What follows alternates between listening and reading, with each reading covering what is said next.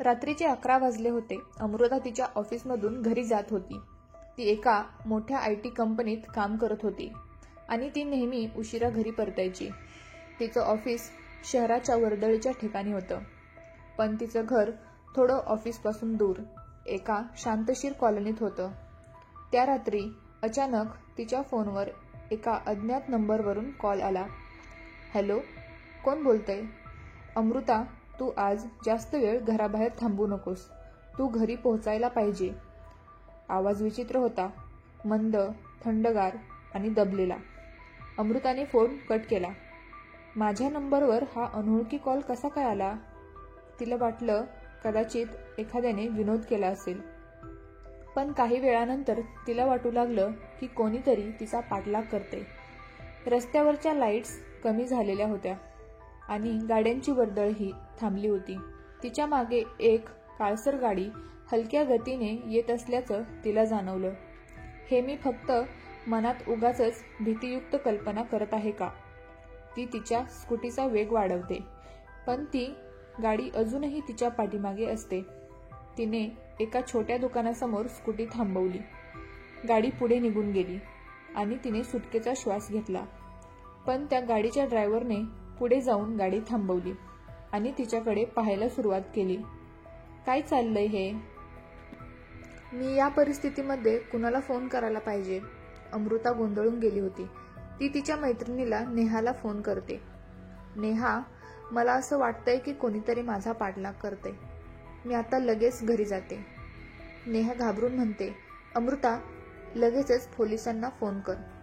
अमृता स्कूटीवर बसून घरी निघते, पण त्या अंधाऱ्या रस्त्यावर तिच्यासमोर एक माणूस येतो. अमृता स्कूटीवरून उतरते आणि तो माणूसही उतरतो. त्याचा चेहरा नीट दिसत नव्हता. तुम्हाला काय हवंय? अमृता घाबरून विचारते. तो माणूस हळू आवाजात म्हणतो, तुझं आयुष्य खूप महत्वाचं आहे. आज रात्री घराबाहेर राहणं तुझ्यासाठी धोकादायक आहे. तो माणूस त्याच्या गाडीमध्ये बसून निघतो. तेवढ्यात एक गाडी वेगाने त्या व्यक्तीच्या दिशेने येते आणि त्याला धडक देऊन पळून जाते. अमृता तिथेच थबकते. अमृताने लगेच पोलिसांना फोन केला. काही वेळाने पोलीस घटनास्थळी पोहोचतात. इन्स्पेक्टर राजेश तिला विचारतात, तुम्ही त्या व्यक्तीला ओळखत होतात का? नाही, पण त्याने माझ्या आयुष्याबद्दल काहीतरी धोक्याचा इशारा दिला होता. तपास सुरू होतो. पोलिसांना त्या व्यक्तीच्या खिशात एक कागद सापडतो, ज्यावर लिहिलेलं असतं, अमृता सावध राहा, कोणीतरी तुझ्यावर लक्ष ठेवून आहे. घरी गेल्यानंतर अमृता आपला लॅपटॉप ओपन करून बसते आणि ती पाहते तिला एक ईमेल आलेला आहे. ईमेलमध्ये एका अनोळखी व्यक्तीने लिहिलं होतं, तुला त्रास देणारा व्यक्ती तुझ्या जवळच आहे. कुणावर विश्वास ठेवू नकोस. अमृता गोंधळते. ती तिच्या ऑफिसमधल्या आदित्यशी बोलते, जो तिचा चांगला मित्र असतो. आदित्य, मला असं वाटतंय की कुणीतरी माझ्या मागे लागले. आदित्य तिला आश्वस्त करतो, अमृता, तू काळजी करू नकोस. मी आहे ना तुझ्यासोबत. पोलीस तपास करत असताना एक धक्कादायक सत्य समोर येतं. अमृतावर नजर ठेवणारा व्यक्ती तिच्या ऑफिसमधला कामावर नवीन असलेला एक कर्मचारी होता, ज्याने आदित्यला अमृताच्या खुनाबद्दल बोलताना ऐकलं होतं. पण तो आदित्य आहे हे त्याला माहीत नव्हतं. आणि जेव्हा आदित्यला हे समजतं तेव्हा तो त्या कर्मचाऱ्यालाही सोडत नाही. आदित्यने एका कंपनी प्रोजेक्टमध्ये मोठा घोटाळा केला होता, ज्याचा पुरावा अमृताकडे होता. तो पुरावा नष्ट करण्यासाठी तो अमृतावर लक्ष ठेवत होता.